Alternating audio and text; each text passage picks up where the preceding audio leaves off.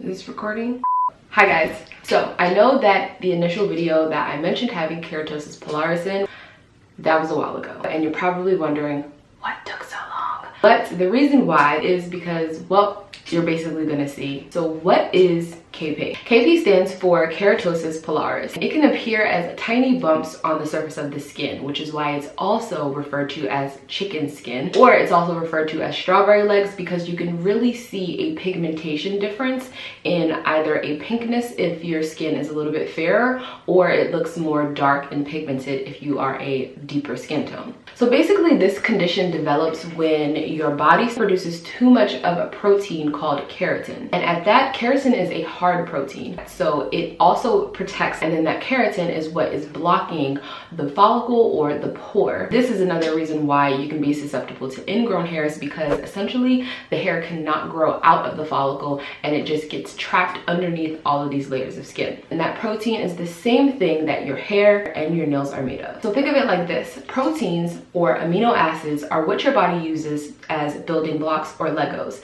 So essentially it's how your body repairs all of the cells in your body. So how do we address this problem? Well, the first thing that you probably imagine is that we need to exfoliate, because right now we have a bunch of layers of dead skin cells that we just don't need. But to effectively do that, we can't be so abrasive that we just cause more inflammation and damage to the skin. Because remember, those building blocks are there for a reason. For some reason, the body feels like it needs to protect itself or repair itself from some other damage that's already been caused. So the last thing we want to do is make it worse.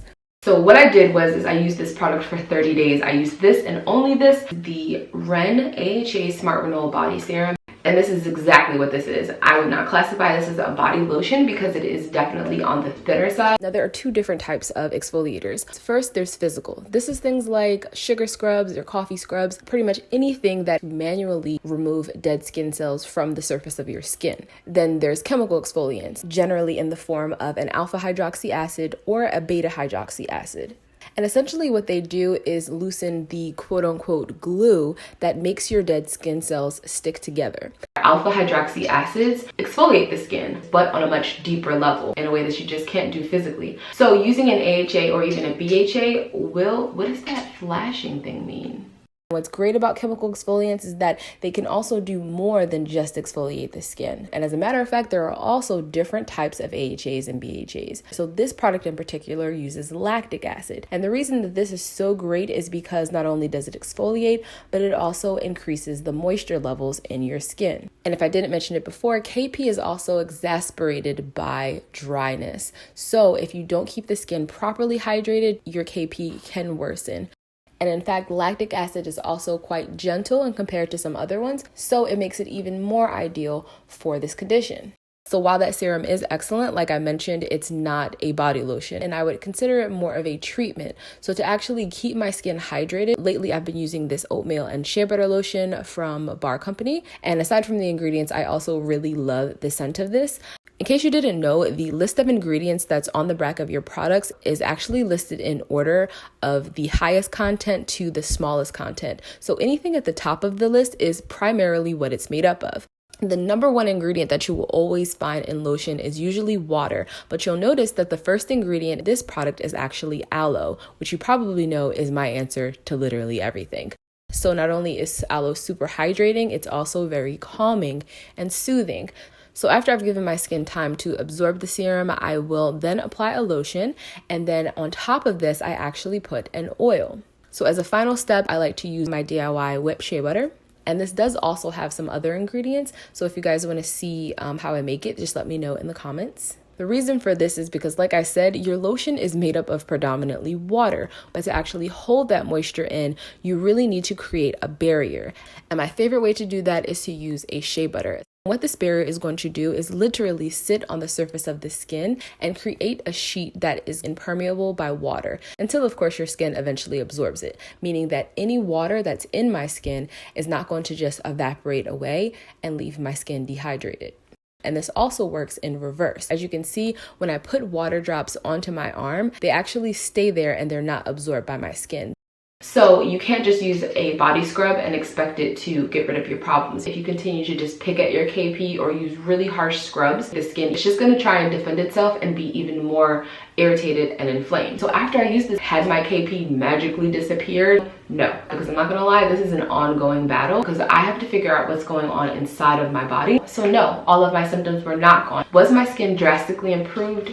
Yes, it was. Earlier in the video, you probably remember I mentioned if you have dry skin that you are more susceptible to KP, and like super dry skin exclusively on my legs. I don't have KP anywhere else.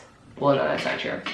I have KP on like right here. The reason why so many people have so many questions about it is because not even dermatologists really know what causes it. But what I can tell you is that a lot of people who suffer from it do have dry skin. So you guessed it, one of the ways to treat keratosis pilaris is to make sure that your skin is properly hydrated. So I noticed that using this product helped my skin hold on to that moisture for a much longer period of time. My skin wasn't flaky. So that is a miracle because in the winter time, it's a struggle. So that one's out of the way. Next, from my experience, at least in my life, and I'm sure probably for a lot of you, is that simply relying on things that you put on your skin often will leave you disappointed, which is why you have to work from the inside out. Because let's not forget that symptoms are just that. They are a telling of a deeper meaning. So there must be a cause. So when you think about it that way, what I took from it was all of that information. It sounds like this is a reaction that the body has developed in order to protect itself from something. So the body must be creating these plugs as a defense mechanism. What you eat says a lot about the way you look and the way your body functions. So the next product that I used was an MSM. It just looks like a white powder. The one that I use is from a company called BlueBonnet. The reason that I started using this is because MSM is good for connective tissue. It's also good for joints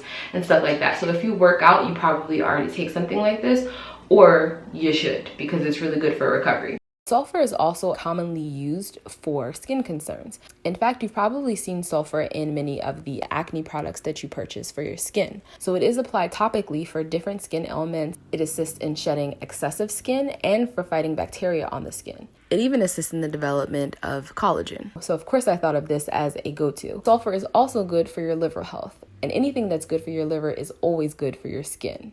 These are just like kind of the key factors as to why I decided to incorporate them into my diet for my overall health, but also specifically for KP. So MSM should ideally be taking it in conjunction with a vitamin C. So I would just take a half teaspoon into some orange juice. You can just incorporate it into a smoothie or another recipe if you'd like. Now, another huge reason why you may be having any type of skin ailment is because of your liver. Now, your liver is responsible for a lot, like a whole lot. But one of its main jobs is to protect you from toxins, and it is a huge job because we are constantly introducing ourselves to things that are harmful to us. So another thing that I do is take a tea, and this one is Edible Beauty, and they make a lot of blends, but this one in particular is number 4, which is the Golden Glow. And this is actually a skin targeted product, but really what it's doing is aiding the detox of your liver. You'll probably recognize some of the ingredients in this because I have used them in other DIY, like in my DIY cuticle oil and in the facial steam that I just uploaded a few weeks ago. And as a matter of fact, I'll actually list on the screen some of the herbs that are in this blend, because you can take them individually if you like, or